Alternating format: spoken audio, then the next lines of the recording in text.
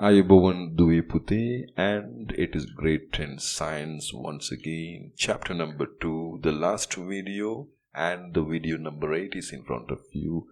And the title of the beautiful chapter is Motion in a Straight Line, and this is as per the Sri Lankan government school syllabus. We are learning this motion in a straight line, and we definitely are going to see gravitational acceleration. We will talk about the gravitational acceleration and the truth of this physics concept.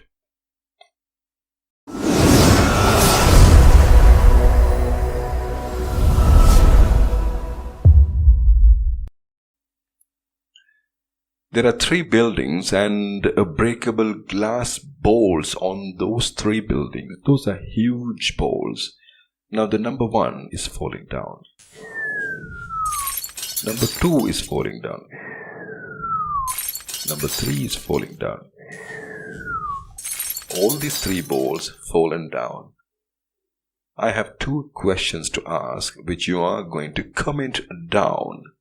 That is, which one will crash massively? 1, 2 or 3? Which one will crash massively and why it will crash massively?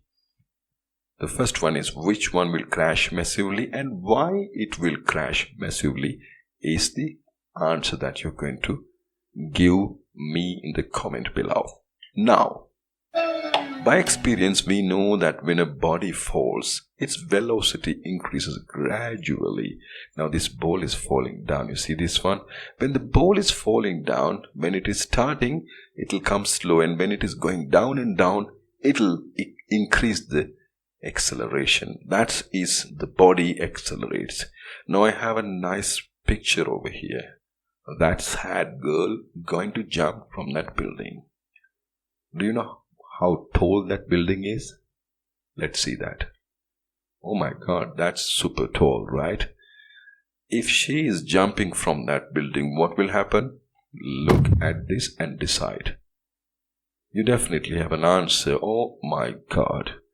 So that is the thing that we are going to talk about now. By experience, we know that when a body falls, its velocity increases gradually. That is, the body accelerates. The body accelerates. So, the more the height, the more the acceleration will happen and the body will crash. Now, this ball is falling down. Now, the ball didn't fall down. The words fell down, yes. In order to give rise to an acceleration, a force must act on the body.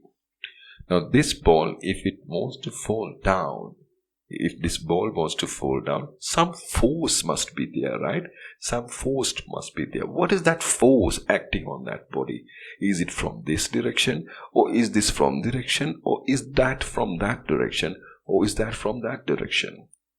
Why it is falling down like this? Now, the force that acts on a falling body is the gravitational force exerted by the earth. They are telling it, the gravitational force exerted by the earth.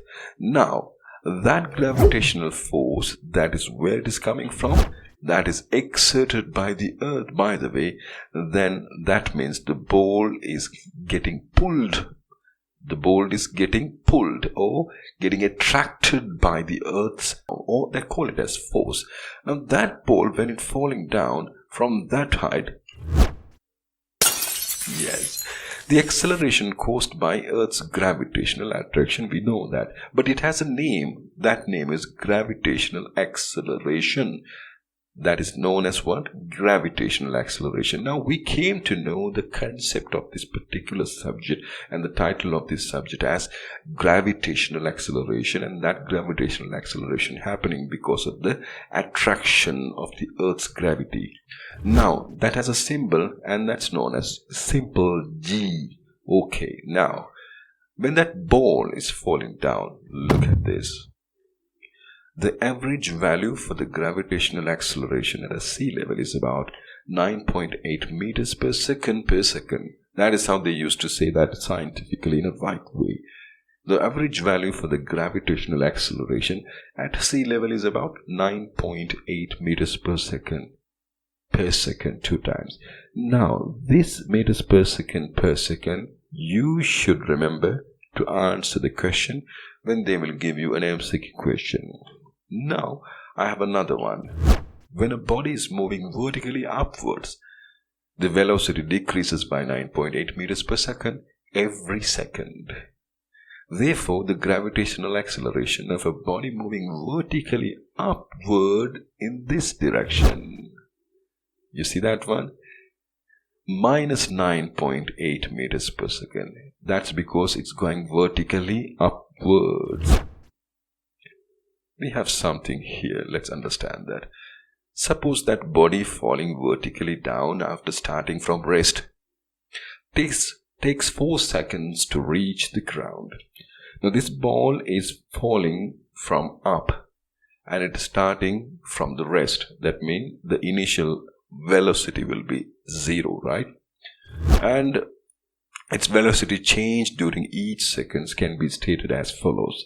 Initial velocity is definitely, as we understood, it's 0. Now the first, when it is falling from here to here, the first second, alright, that came. The velocity at the end of the first second will be 9.8 meters per second. Now again it's falling the second. I'm breaking it, but it will not stop like that. It will fall down at once, right? But for the arithmetic, mathematic purpose, we are breaking it now. Now see, 9.8 meters per second 2 times when it is reaching to this place. That means the velocity at the end of the 2 seconds, it is increasing by 2 times 9.8 and it is 19.6 meters per second. Now the third second, it came a little faster, and that means 9.8 meters per second into 3 times. That is 29.4 meters per second. Now the fourth time when it is falling, it falls even faster than that. Since it took 4 seconds to fall to the ground, the velocity upon reaching the ground, that is velocity at the end of the 4 seconds, 4 times 9.8 meters per second. That's going to be 39.2 meters per second. We understood that particular thing in a very beautiful way, breaking. But mind you, that ball will not break here, here and here. It will fall down at once, and you should count the seconds like 1, 2, 3, 4. Now I have a question over here that is asked by the book. Suppose that body falling vertically down after starting from the rest takes 4 seconds to reach ground. Its velocity change during each seconds can be stated as follows. Initial velocity is 0. We came to know the first, the second and the third and the fourth second velocity. It's asking height that the body fell during 4 seconds. Now it's very interesting. They want us to find out the height of the building. What they want us to find, we want to find the height of the building. It's equals to mean velocity multiplied by time. Now what does the mean velocity means? We know that initial velocity plus final velocity divided by 2. We already have the initial velocity. That's right, I'm putting it across. And the final velocity also we have. That's divided by 2 multiplied by how many seconds? 4 seconds.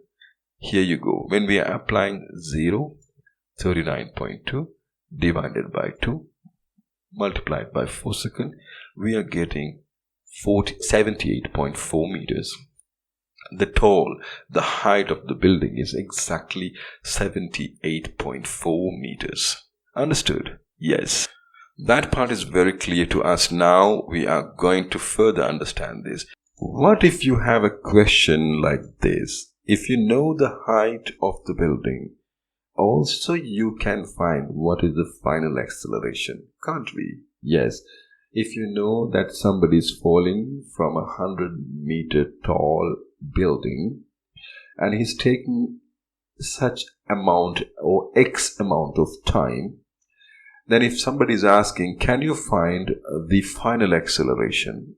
Definitely we can find out. So you will get that time over here and then you already know about final height of the building, and you know 0, and you can find out 39.2 over here. But what is the final acceleration when somebody is falling from a 100-meter building in certain seconds? That's interesting, right?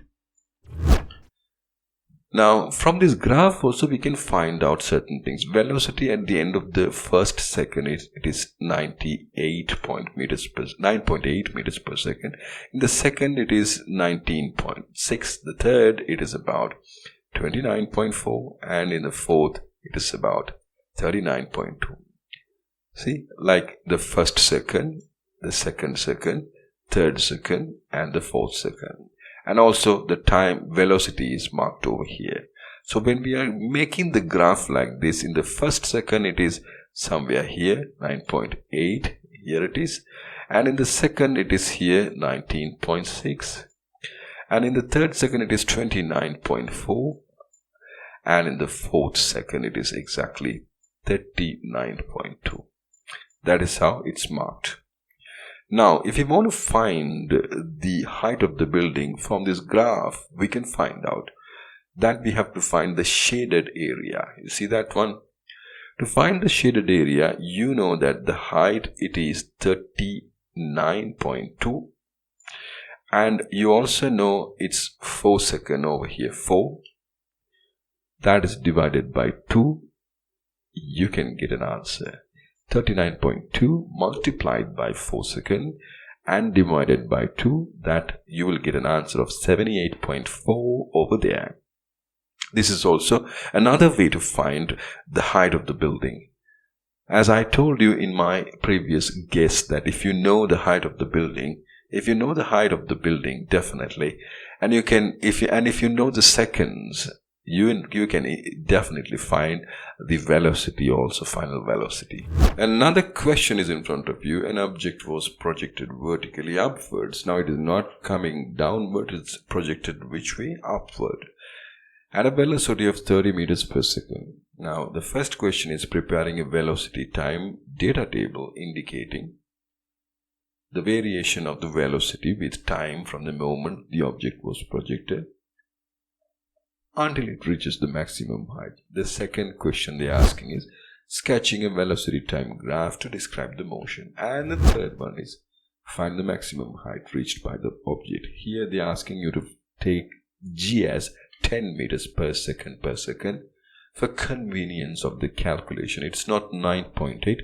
Normally they will say that you take 9.8 as 10 meters per second. Lovely. Now we are going to put the chart, prepare a velocity time data table. That's very easy, am I right? Okay. Now, in the previous, when it was beginning, the ball is being thrown from the down, or thing is coming very fast at 30 meters per second. Then after that, in the first second, it will get reduced for 10 meters per second, and that is get reduced by another 10, means it's 30 minus 10 is 20. And then after that, another 2 seconds, another 1 second, that is in the second second, it will reach 10.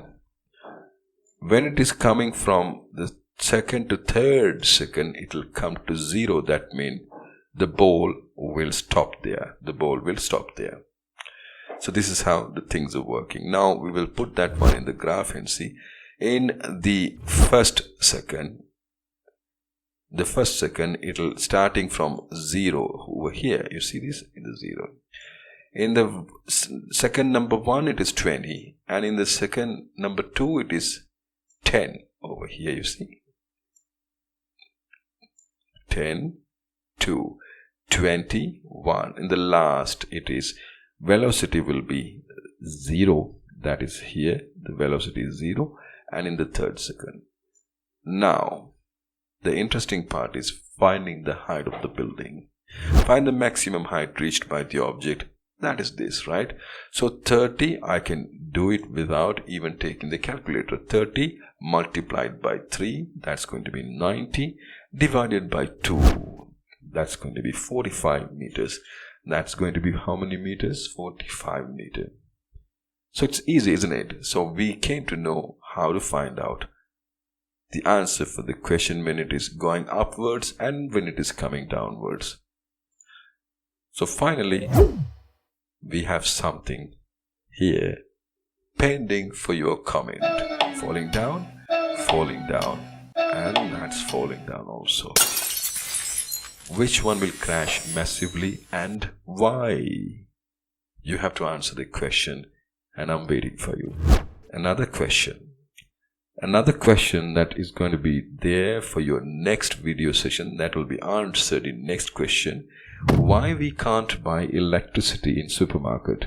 Can you buy electricity in supermarket? We'll find out that one in our next video session. Until then, bye bye and take care of yourself.